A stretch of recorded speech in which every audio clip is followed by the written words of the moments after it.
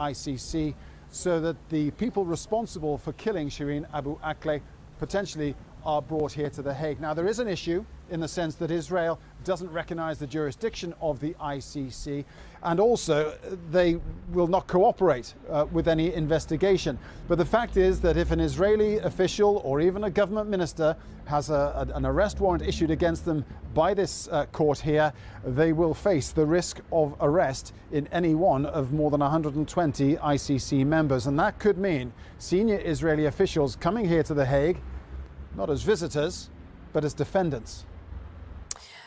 Let's talk to Aljazeera senior political analyst Marwan Bashar, who's live for us in London. Marwan, good to see you, and we'll talk about whether there'll be any accountability for her death in a moment. But first, I want to refer to a powerful piece that you wrote about the impact that Shireen Abu Akleh had in her journalism career and how important a figure she was.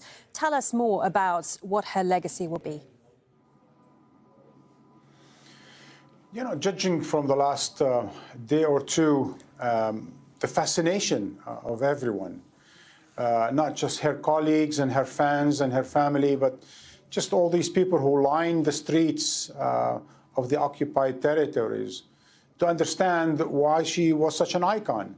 And she was an icon because not only she was an extraordinary journalist, I think there is something about this multiple aspect of the person that renders them so fascinating to so many, renders them an example to go by, but also, you know, a star of sort for a journalist. And in a sense, that one, she was a woman, a Palestinian woman, working in a very dangerous profession in a very dangerous area, more or less a war correspondent. An investigative journalist in an ongoing crime scene for many women in Palestine and the Arab world. The fact that she was such a brilliant journalist, being able to be so objective, without necessarily being neutral, because her job as a reporter is not to be neutral, it's to be objective. She was angry countless times with Aljazeera and with the likes of Shireen Abu Akleh. So her objectivity, meaning searching for the facts in a place called occupied Palestine, made her, you know, a household name because of the interest in her in Palestine and throughout the Arab world, people who really want to know what is going on in that part of the world. So she became that voice, but that voice was also not hysteric. It was throughout a quarter of a century of work. It was a soothing voice. It was a cool voice, collected, measured. And I'm really amazed by the fact that a person can do that, because if I were her in her place, I'm not sure I would last 25 days. Now, we've heard over and over again, Marwan, that this was not a one-off event, that Israeli forces have systematically used force against journalists. Israeli forces have shot at Palestinian journalists knowing who they were. We, of course, had Israel bombing the Aljazeera's Gaza offices. Given, though, all the eyewitness accounts, the prominence of Shireen as a journalist, the headlines we've seen, various reactions we've heard from international governments, do you think something will change? Could this mark a turning point? Well, it could be the beginning of something. I'm not sure it's going to be a turning point, alas. But I think it is the beginning of something. And I think we've seen other beginnings as well, and I think they all sort of add up to something. And I think in this case, the Court of International Public Opinion, the Court of Arab Public Opinion, and Palestinian Public Opinion is going to be key. And I think this is a huge embarrassment for the Israeli occupation, for the Israeli government, regardless of who pulled the trigger, regardless of the justification and the explanation. Because as you said, there is a trend, and the trend is not simply over weeks and months, it's over years and decades. And hence, there is an apartheid system that basically represses, in a structural, systematic way, an entire people. And I think the Court of International Public Opinion is catching up. Unfortunately, governments, notably in Washington, here in London and Paris, even in Berlin, are not catching up with their own public opinion on the question of apartheid. And you know what? as someone who wrote extensively about apartheid in South Africa and its comparison with Palestine, I tell you, it took also for decades for the West and for the international community to recognize the horrors of apartheid in South Africa. And it took the American administration up until the late 1980s, after decades of other governments recognizing apartheid and its crimes in South Africa, for Washington, for the Reagan administration at the time, to catch up. Now, hopefully, some Western governments, the American administrations and others will catch up and recognize that apartheid cannot endure, and that there must be another way. Otherwise, more civilians, more innocent, more journalists will pay the price. Many thanks for that. Al Jazeera's senior political analyst Marwan Bashara talking to us there from London.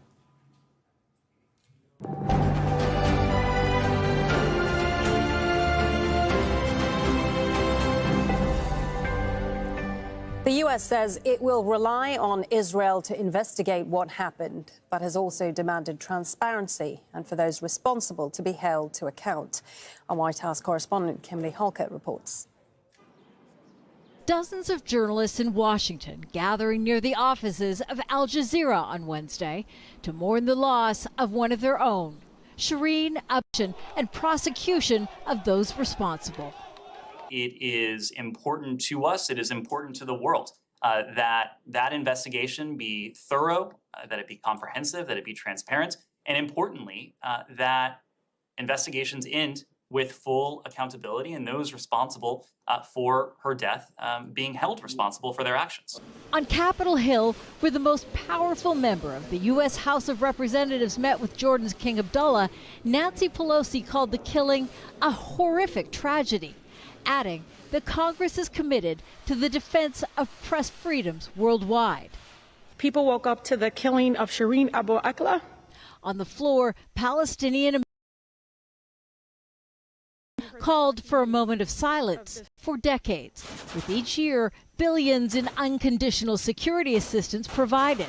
The irony, one of those weapons paid for by U.S. taxpayers could ultimately be found responsible for the death of an American.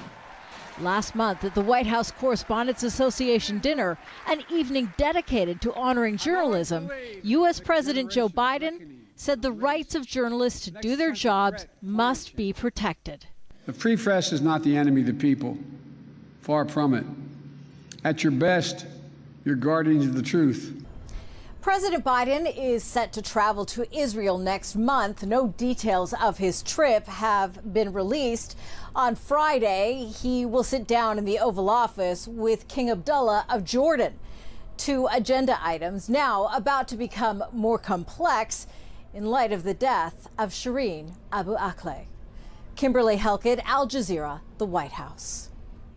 Well, as Kimberly mentioned in her report, Palestinian-American Congresswoman Rashida Tlaib has been outspoken on the killing of Shireen Abu Akleh. She also said that the Biden administration needs to use the funding it gives Israel as United States taxpayer dollars and funds to be used to killing American citizens. This, to me, is very much a threshold that we need to understand, and the Biden administration need to understand they can't look away. And continuing to say and allow the same people oppressing, the same people committing those war crimes to do the investigation is just wrong and unjust. If anything, let's treat her what she is. She is a citizen of our country. Even before she's a journalist, right? She's a citizen of our country, and she was literally targeted and murdered by Israeli forces. Now, folks want to say that that didn't happen, then prove it. Show us the evidence, because witnesses on the ground need to be interviewed by our government, by those that, again, can be at least somewhat impartial to making sure that the truth comes out. You know, President Biden was very clear in the correspondents' dinner, and he said that journalists are guardians of the truth. Well, this is our chance to give justice to Shireen, who fought to tell that truth. We need to tell her truth. We need to investigate ourselves the killing of an American citizen, somebody that was out there being a guardian of truth and doing her job, was again murdered by an apartheid government that we continue to fund with unconditional aid. Shireen Tadros is the Deputy Regional Director of Advocacy at Amnesty International and was a friend of Shireen. She says her former colleague was motivated by getting the facts about the treatment of Palestinians known. She wanted the truth to, be transparent to everyone. She wanted to show every day what was going on in the Palestinian territories. And, what I remember most about her is just how incredibly generous she was in the field, how you would turn up and she would be sharing information that she received from people, from officials widely with anyone who asked, anyone who needed. And that is because that was her mission, to expose the injustice that she was seeing. I think the first thing is that we vow not to forget this. We vow not to put it to the side. We vow to continue to try and push international investigators, the United Nations, the International Criminal Court, all of these mechanisms that exist for exactly this, protecting the innocent, protecting the vulnerable, protecting civilians in situations of armed conflict. We have not got a lack of options here.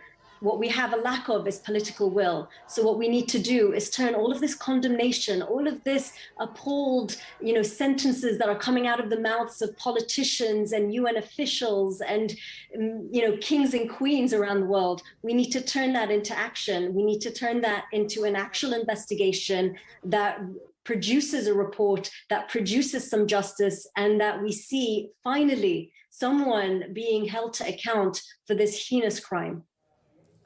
Well, Israel has yet to provide any evidence that its soldiers did not shoot Shireen Abu Akleh. The occupied Palestinian territory is one of the most dangerous places for journalists. There's almost no reporter in occupied East Jerusalem who hasn't been injured by rubber bullets, struck by an Israeli police baton or shot with tear gas. Dozens of journalists across the West Bank and East Jerusalem have been subjected to abuse by Israeli soldiers and security personnel. Zain Basravi has more. In Israel's occupation of Palestine, its tactics have become increasingly aggressive over the decades. So too, its crackdown on media workers covering the conflict. The killing of Aljazeera journalist and Palestinian American Shireen Abu Akleh, the latest example. In May 2021, an Israeli air raid brought down a building in the Gaza Strip that housed local people and international media, including those of Al Jazeera. Press freedom advocates said it was an attempt to silence journalists. A month later, Israeli police destroyed Al Jazeera equipment and arrested Jerusalem correspondent Jivara Buderi.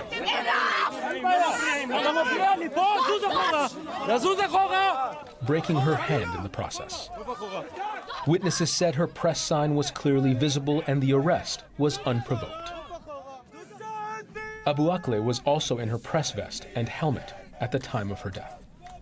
Time and time again, it has been shown that, Israeli forces kill Palestinians, including Palestinian journalists, without cause in the occupied territory. And it's extremely rare that Israeli soldiers, captains, or military officials are ever held accountable for their actions. Israel often uses what it calls secret evidence to detain Palestinian journalists for months without due process and restrict their movements. Attacks by Israeli forces have also left dozens injured. A Palestinian Center for Human Rights report in 2020 found journalists face, quote, cruel, inhumane, and degrading treatment at the hands of Israeli forces. In the wake of Abu Akleh's death, Israel's army says it does not target journalists, and its foreign minister suggested conducting a joint investigation and autopsy. An offer Palestinian leaders refused. Israeli forces have directly targeted journalists with lethal force in the past. In 2008, Israeli soldiers killed Reuters cameraman Fadel Shana. He filmed the tank as it fired the shell that killed him. His final images captured on tape before his camera was destroyed. Shana, too, was wearing body armor marked press at the time of his death. Shireen Abu Akleh was killed covering an Israeli raid on Jenin in the occupied West Bank. The Qatar-based broadcaster said Al Jazeera producer Ali al-Samoudi was also wounded. The latest casualties of Israeli attacks on journalists that seem to go on with impunity. Zain Basravi, Al Jazeera.